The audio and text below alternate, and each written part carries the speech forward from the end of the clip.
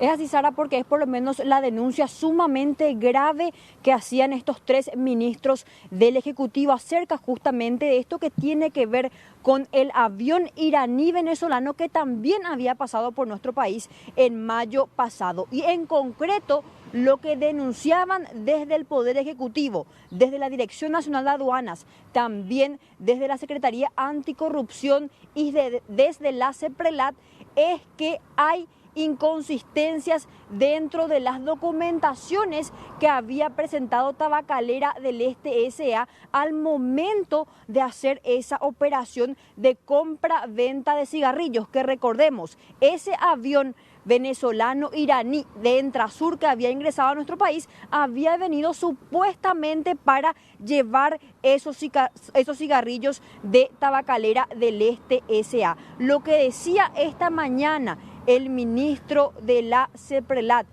o mejor dicho, el ministro anticorrupción Fernando Etter, es que las inconsistencias son realmente demasiadas. E inicia con algo tan simple como es el medio de transporte que utilizaron para llevar estos cigarrillos, y las diferencias se dan aquí en aduanas de Paraguay y también en las aduanas de Aruba. Ahora, otras de las inconsistencias que también encontraron al momento de contrastar todos estos datos están, por ejemplo, ya en el monto que supuestamente se pagó desde Aruba para poder comprar esos cigarrillos y también de repente en cómo se hizo el pago. En una de las documentaciones dicen que el pago fue en efectivo, mientras que en otra de las documentaciones dicen que el pago fue por transferencias. Pero escuchemos todas estas gravísimas inconsistencias que denunciaba el ministro anticorrupción Fernando Etter. En primer término, en la factura presentada ante la aduana paraguaya, emitida por la empresa Tabesa, se encuentra una referencia, o en el campo de referencia se encuentran unos números específicos, y esos números no aparecen en la factura presentada ante la aduana de Aruba.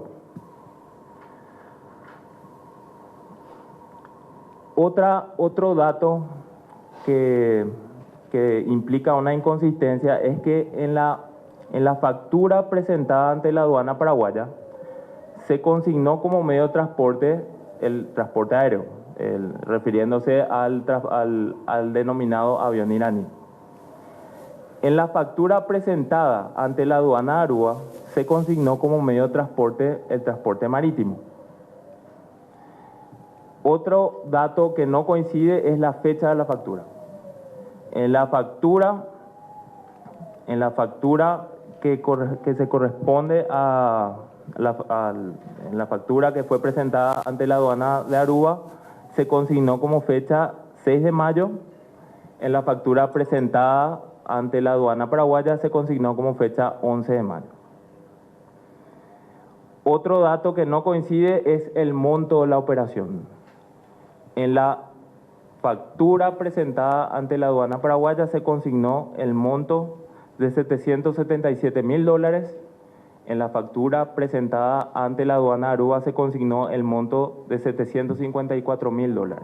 Otro dato relevante cuya inconsistencia quiero destacar es el que se refiere a la forma de pago.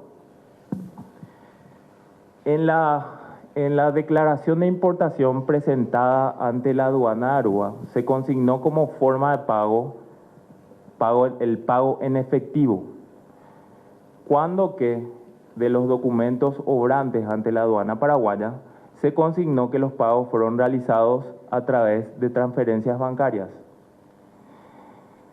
Y acá también quiero referirme a una inconsistencia en cuanto a los montos que se corresponden con estas transferencias bancarias. De acuerdo con los documentos que fueron emitidos por la Dirección Nacional de Aduanas, se dieron en esta operación cuatro transferencias bancarias con montos distintos. De la suma de esos montos resulta un monto total específicamente de $1.202.045. Si contrastamos este monto de las que se corresponden con estas 4 transferencias con el monto consignado en la factura emitida por la empresa tabacalera del Este y presentada ante la aduana paraguaya en las gestiones de exportación, vemos que, reitero, el monto consignado en la factura es de $777.000. Vemos que existe una diferencia de $424.601 entre ambos montos, el monto transferido y el monto consignado en la factura que se emitió en torno a esta operación.